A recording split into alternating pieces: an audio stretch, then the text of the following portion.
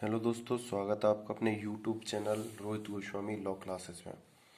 देखो बच्चे कह रहे हैं सर ज्यूरिस्प्रूडेंस से अलग सब्जेक्टों पे टॉपिकों पे वीडियो बनाओ। तो मैं उनके कहने के अनुसार उनकी समस्या को देखते हुए, हालांकि मैं वीडियो डालता लेकिन उन्होंने बोला है तो मैं LLB सैम फर्स्ट की जो मैं वीडियो डाल रहा हूँ, जो हमारा एक्ट यानी सब्जेक्ट है हमारा टॉर्ट, जिसे हम अपकृत्य कहते हैं, अपकृत्य विधि। तो देखो मैं आपको इसमें 4 क्वेश्चन कराऊंगा, 4 से 5 क्वेश्चन कराऊंगा। और ये 4 से 5 क्वेश्चन जो है आपके वेरी वेरी इंपॉर्टेंट है। इनमें से आपके 40 से 60 नंबर का पेपर इन्हीं 4 से 5 क्वेश्चनों में आ जाएगा, ठीक है ना। लेकिन एक चीज मैं देख रहा हूँ कि बच्चे जो है मेरे वीडियो को देख रहे हैं लेकिन देखने के बाद उसे सब्सक्राइब नहीं कर रहे हैं। तो आपसे मेरी रिक्वेस्ट है भाइयों, प्लीज़ चैनल को ज़्यादा से ज़्यादा लाइक शेयर एंड सब्सक्राइब करें और कमेंट करें आपको हमारी वीडियो कैसी लग रही है और हम किस चीज़ पे और ज़्यादा वीडियो आपको ला के दें, आपको किस चीज़ की ज़्यादा ज़रूरत है। कुछ बच्चे कमेंट कर रहे हैं, उन्होंने जिस चीज़ की मेरे से डिमांड करी मैं उनके अकॉर्डिंग मैंने वीडियो भी डाली है। और क्या होता है, बच्चे बीच बीच में से वीडियो को काट के देख रहे हैं। तो इससे क्या हो रहा है कि जो मैं बीच बीच में आपको इम्पोर्टेंट बातें बताता हूँ वो आपको मिल नहीं पाती हैं और आप उसे स्क्रिप्ट कर देते हो, उसे काट देते हो, तो उससे बहुत ज़्यादा नुकसान होने वाला है आपका, ठीक है ना। वीडियो को लगातार देखा करो। चलते हैं, देखो इसका क्वेश्चन है मानहानि। सबसे पहले है मानहानि। इस मानहानि में क्वेश्चन 2 बनते हैं। कितने क्वेश्चन बनते हैं? 2 क्वेश्चन बनते हैं। एक तो क्वेश्चन नंबर यही है हमारा ऊपर, एक क्वेश्चन दूसरा है उसको मैं बताऊंगा। मानहानि की परिभाषा कीजिए। अपमान लेख और अपमान वचन का क्या अर्थ है? दोनों में अंतर कीजिए। अपमान लेख और अपमान वचन का क्या अर्थ है, दोनों में अंतर कीजिए। इसका जो उत्तर है, किसी की प्रतिष्ठा को कारित करना यानी अपमानित करना मानहानि है। यदि कोई व्यक्ति किसी अन्य व्यक्ति की प्रतिष्ठा को क्षतिग्रस्त करता है तो ऐसा वह स्वयं अपने जोखिम पर करता है। किसी व्यक्ति की प्रतिष्ठा उसकी संपत्ति है और वह अन्य संपत्ति की अपेक्षा अधिक मूल्यवान हो सकती है, ठीक है ना।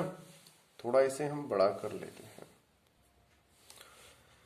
मानहानि की परिभाषा भिन्न भिन्न प्रकार से परिभाषित किया गया है। मानहानि की जो परिभाषा है भिन्न भिन्न प्रकार से परिभाषित की गई है। देखो, प्रोफेसर विनफिल के अनुसार जब किसी व्यक्ति के संबंध में ऐसे कथन प्रकाशित किए जाते हैं जिससे वह समाज के विकासशील सदस्यों की दृष्टि में सामान्यता गिर जाते हैं जिसके कारण लोग उससे कतराने लगे तो ऐसे कथन को मानहानि कहा जाता है, ठीक है।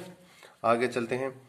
परिभाषा आधार पर हम कह सकते हैं कि जब किसी व्यक्ति के संबंध में ऐसे शब्दों, चित्रों, लेखों या महत्वपूर्ण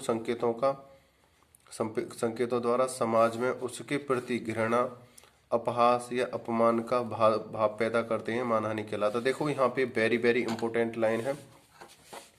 जब हम समाज में किसी व्यक्ति को शब्दों से, चित्रों से या लेखों या महत्वपूर्ण संकेतों से उसे हम चिढ़ाते हैं या अपमानित करते हैं तो वो मानहानि या घृणा या अपमान की श्रेणी में आता है, ठीक है ना।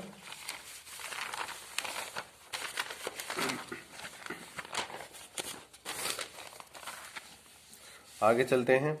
इसमें एक एग्जाम्पल भी दिया गया है।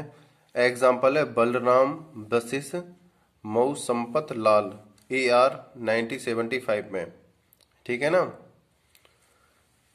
प्रतिवादी पर झूठे सौदे करने का इश्तिहार छपवाया।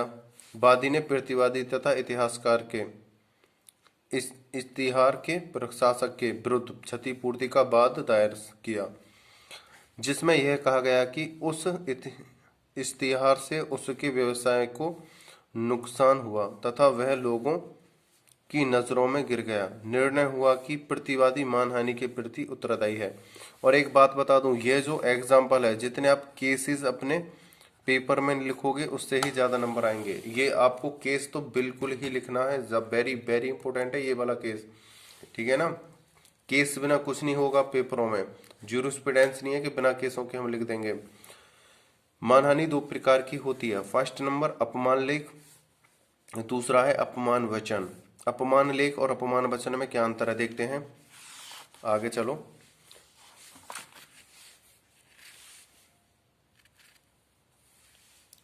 इसका अपमान लेख देखते हैं। इसका अर्थ है कि लिखित मानहानि, इसके अंतर्गत मानहानि दिखाई देने वाले रूप में प्रकाशित होती है, जैसे लिखना, छपना, छापना, व्यंग, चित्र, फोटो, सिनेमा, कार्टून इत्यादि। मतलब एक अपमानी होती है, अपमान होता है जो दिखाई नहीं देता है, लेकिन ये वो अपमान है जो सभी लोगों को दिखाई देता है कि हाँ भाई बोलकर, छापकर, ये सब दिखाई देने वाला। अपमान वचन देखो, इसके अंतर्गत क्या है, इसका अर्थ है कि किसी व्यक्ति की अपमान, किसी व्यक्ति का अपमान, देखो यहाँ पे की लग गया, किसी, इसका अर्थ है किसी व्यक्ति का अपमान मौखिक शब्दों, संकेतों, अव्यक्त ध्वनियों द्वारा किया जाता है, किया जाता है। अपमान वचन अस्थायी माध्यम से किया जाता है, अतः अपमान वचन कानों को संबोधित करता है और अपमान लेख नेत्रों को संबोधित करता है। अपमान वचन सामान्यतः स्वतः अभियोज्य नहीं होता, ठीक है। देखो थोड़ी सी यहाँ पे वीडियो नहीं दिख रही थी, अब आपको पूरी वीडियो दिख रही हो, आप इसका स्क्रीनशॉट भी ले सकते हो, ठीक है ना। आगे चलते हैं। देखो अपमान लेख और अपमान वचन, ठीक है ना। अपमान लेख, इसमें देखो क्या है, इसमें मानहानि लिखित और स्थायी होती है, जिसमें देखा या पढ़ा जा सकता है। इसमें मानहानि विषय अस्थायी होता है, जैसे हाव भाव, संकेत इत्यादि, ठीक है। यह आंखों को संबोधित करता है, यह कानों को संबोधित करता है। यह अपराध व अपकृत्य दोनों श्रेणियों में आता है। यह अपराध दीवानी क्षति की श्रेणी में आता है। नंबर 4 देखो, अपलेख स्वतः अभियोज्य होता है, जिसके लिए वास्तविक क्षति को सिद्ध करना आवश्यक नहीं होता है। अपवचन मामलों को छोड़कर वास्तविक क्षति को सिद्ध किए बिना अभियोज्य सिद्ध नहीं होता है, ठीक है। देखो एक बात बता रहा हूं, इन नोट्सों को बनाने में मैंने बहुत मेहनत की है भाइयों बहनों। आपसे सिर्फ बीच में एक हाथ जोड़ के रिक्वेस्ट, अगर चैनल को सब्सक्राइब नहीं किया है, सब्सक्राइब, शेयर और लाइक जरूर करें, और कमेंट करके बताएं आपको वीडियो कैसी लग रही है और किन टॉपिकों पे हम वीडियो बनाएं, ठीक है, जिससे मैं ज्यादा से ज्यादा और आपके लिए चीजें लाता रहूं, ठीक है ना। और देखो वीडियो को लगातार देखोगे तो आपकी समझ में भी आएगा, अच्छा समझ में आएगा। और दूसरी बात, आप जब इसे काट काट के देखोगे तो ये समझ लो कि कुछ इंपॉर्टेंट जो बातें होती हैं, जो टॉपिक बीच बीच में मैं बोलता हूँ, वो निकल जाएंगे। उससे क्या होता है, आपको कभी कभार 1-1, 2-2, 4-4 नंबर की बातों द्वारा ही क्वेश्चन सॉल्व हो जाते हैं, ठीक है ना। मानहानि के बाद में निम्नलिखित तत्वों को सिद्ध करना आवश्यक है। देखो जब मानहानि हो जाती है तो उन तत्वों को सिद्ध करना आवश्यक है। कथन अपमानजनक होना चाहिए। सबसे पहले कहा गया है कि हम जो है मानहानि तभी मानेंगे जब उसका जो कथन है अपमानजनक हो। ऐसे नहीं कि आपने कह दिया जी मेरा अपमान हुआ है, ऐसे थोड़ी मान लेंगे, लेकिन अपमान ऐसा हो जो उसमें जो कथन है वो सत्य हो, अपमानजनक हो। देखो दूसरा केस इसमें ये आ गया है, मैंने बोला है जितने आप केसेस लिखोगे इतने ही ज्यादा आपको नंबर मिलेंगे।